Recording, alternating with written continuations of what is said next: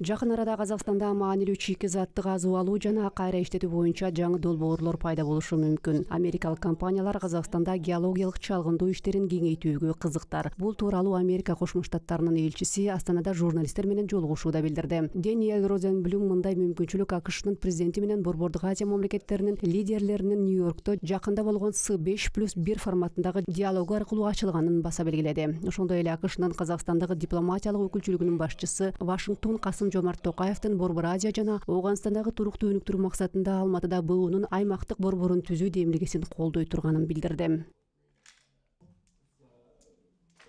As I understand the proposal of the government of Kazakhstan, this hub Менин түшүнүгүмдө Казакстан өкмөтүнүн сунушу боюнча Алматыда жайгаша турган хаб БУнун туруктуу өнүктүрүү максаттарына жетишүүгө багытталган. Биз туруктуу өнүгүү максаттарды маанилүү стратегия деп эсептейбиз. Анын үстүнө баарыбыз чогуу иштешибиз керек. Ошондуктан борбор бизге айрыкча аймактагы максаттарыбызга тезирээк жетүүгө жардам берсе жакшы болмок. towards their achievement.